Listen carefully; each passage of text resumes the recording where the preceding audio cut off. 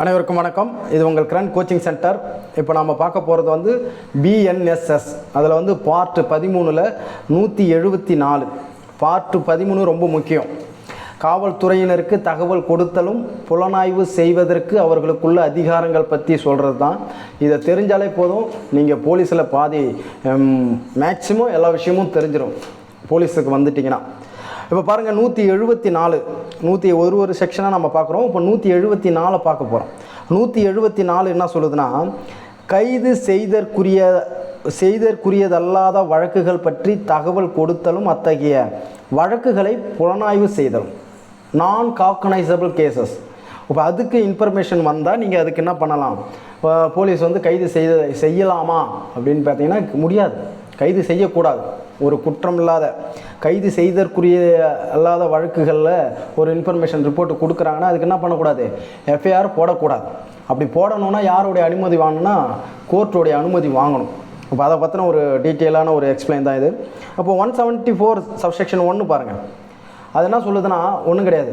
இப்போ வந்து உங்கள் ஸ்டேஷன் லிமிட்டில் வந்து ஒரு கேஸ் அதுமாரி வந்து ஒரு குற்றம் நான் காக்னைசபிள் கேஸுக்கு வந்து ரிப்போர்ட் கொடுக்குறாங்கன்னு வச்சுங்க. அதை என்ன பண்ணணும்? மெயின்டைன் பண்ணணும்.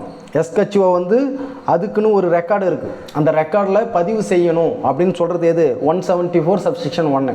அப்போ 174 சப்செக்ஷன் 1 என்ன சொல்லுதுன்னா, நான் காக்னைசபிள் கேசஸுக்கு வந்து ரிப்போர்ட் வந்தால் அதுக்கான எஸ்ஹெச்ஓ என்ன பண்ணணும்? அதுக்கான ரெக்கார்டில் பதிவு செய்யணும் அப்படின்னு சொல்லுது. அதே 174 சப்செக்ஷன் 1 கிளாஸ் 1 அது என்ன சொல்லுதுன்னா, அப்படி இன்ஃபர்மேஷன் கொடுத்தவர்கிட்ட என்னது மேஜிஸ்ட்ரேட் அனுப்பணும், நடுவர்கிட்ட அனுப்பணும்.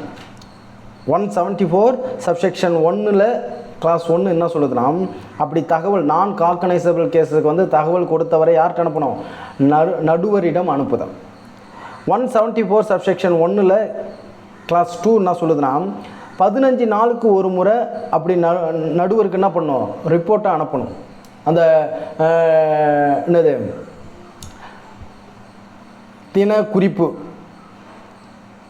அந்த ஜென்ரல் டைரி, அந்த ஜிடி எல்லாம் இருக்குல்ல, அத்தகைய வழக்குகள் அனைத்தும் என்ன பண்ணணும்? ஒரு நாள் குறிப்பேட்டின் அறிக்கையை 15 நாளுக்கு ஒரு முறை நடுவருக்கு அனுப்பி வைத்தல் வேண்டும். அப்படியாவது கோர்ட்டுக்காரங்க பார்த்துக்குவாங்க. இது 174 சப்செக்ஷன் 1 கிளாஸ் 2 என்ன சொல்லுதுன்னா, அது மாதிரி மெயின்டைன் பண்ணுற ரெக்கார்டை அதை என்ன பண்ணணும்? 15 நாளுக்கு ஒரு முறை நடுவருக்கு அனுப்பி வைத்தல் வேண்டும் அப்படின்னு சொல்கிறாங்க. 174 சப்செக்ஷன் 2 அது என்ன சொல்லுதுன்னா, நான் காக்னைசபிள் கேசஸுக்கு வந்து நடுவரின் அனுமதி இல்லாமல் புலனாய்வு செய்யக்கூடாது. ரொம்ப ரொம்ப முக்கியம். தெரியுதுங்களா? அப்போ ஒரு கைது செய்யக்கூடிய குற்றம் அல்லாத ஒரு கேஸு அதுக்கு எஃப்ஐஆரே போடக்கூடாது. யாருடைய அனுமதி வாங்கணும்? நடுவருடைய அனுமதி வாங்கணும். அது அந்த அனுமதி வாங்கி தான் நீ இன்வெஸ்டிகேஷனே ஸ்டார்ட் பண்ணணும். புரியுதுங்களா? அப்போ இப்போ உங்களுக்கு தெரியணும், அது 174 சப்செக்ஷன் 2 ஒரு நான் காக்னைசபிள் கேஸாக இருந்தால் அதை நடுவரின் அனுமதி இல்லாமல் புலனாய்வு செய்யக்கூடாது அப்படின்னு சொல்கிறது எது? 174 சப்செக்ஷன் 2. 174 சப்செக்ஷன் 3 பாருங்கள்.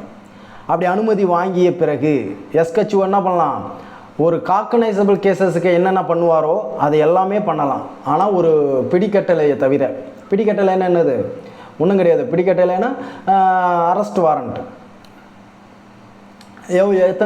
நிறைய கேஸுக்கு வந்து அரெஸ்ட் வாரண்ட் எல்லாமே கைது பண்ணலாம்ல, அது மாதிரி. அப்போ 174 சப்செக்ஷன் 3 என்ன சொல்லுதுன்னா, அனுமதி வாங்கிய பிறகு ஒரு எஸ்ஹெச்ஓ வந்து நடுவர் மேஜிஸ்ட்ரேட்டை அனுமதி வாங்கிட்டார். அப்படி அனுமதி வாங்கிட்டா அவர் எந்த மாதிரியான ஆக்ஷன் எடுக்கலாம்னா, இப்போ கைது செய்யக்கூடிய குற்றத்துக்கு என்னென்ன கேஸ் பண்ணுவார், என்னென்ன ஃபைல் பண்ணுவார், என்னென்ன ரெக்கார்டு மெயின்டைன் பண்ணுவார், அதுக்கான என்னென்ன இது பண்ணுவாரோ அது எல்லாமே என்ன பண்ணலாம்? இதுலேயும் பண்ணலாம். ஆனால் அந்த பிடிக்கட்டளையை தவிர இது எல்லாத்தையும் பண்ணலாம். 174 சப்செக்ஷன் 3. அதே 174 சப்செக்ஷன் 4 பாருங்கள். 174 சப்செக்ஷன் 4 சொல்லுது பாருங்கள். ஒரு வழக்கு 2 அல்லது அதற்கு மேற்பட்ட குற்றங்களை பற்றியதாக இருக்கும்போது அதில் ஒன்று வந்து காக்னைசபிள் கேஸாக இருந்தால் மற்றவையும் அதே போல் எடுத்துக்கலாம் அப்படின்னு சொல்கிறாங்க. இதே நீங்கள் அந்த புக்கில் படிச்சிங்கன்னா உங்களுக்கு கன்ஃபியூஸ்ட் ஆகும். அதனால தான் நான் உங்களுக்கு வந்து என்னது லோக்கல் லாங்குவேஜ்லேயே உங்களுக்கு அப்படியே பார்த்த உடனே ஈஸியாக புரியணுன்ற அளவுக்கு நான் உங்களுக்கு கொடுத்துருக்குறேன். 174 கிளாஸ் 4 என்ன சப்செக்ஷன் 4 என்ன சொல்லுதுன்னா, ஒரு வழக்கு 2 அல்லது அதற்கு மேற்பட்ட குற்றங்களை இருக்கும்போது, 2 அல்லது அதுக்கு மேற்பட்ட குற்றமாக இருக்குது அந்த கேஸு.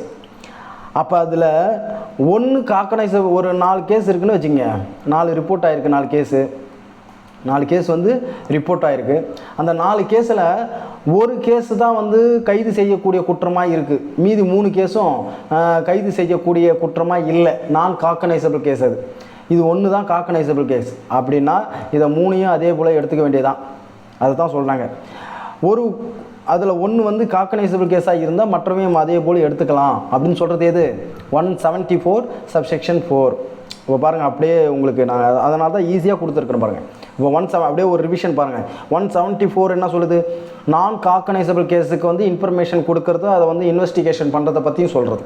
அப்போ 174 சப்செக்ஷன் 1 என்ன சொல்லுதுன்னா, அது மாதிரி ஒரு இன்ஃபர்மேஷன் நான் காக்கனைசபிள் கேஸுக்கு வந்து இன்ஃபர்மேஷன் கொடுக்க வராரு. அப்போ எஸ்கெச் என்ன பண்ணணும்? அதுக்குன்னு ஒரு ரெக்கார்டை மெயின்டைன் பண்ணணும்னு சொல்கிறது 174 சப்செக்ஷன் 1. 174 சப்செக்ஷன் 1 என்ன சொல்லுதுன்னா, தகவல் கொடுத்தவரை யாருக்கு அனுப்பணும்?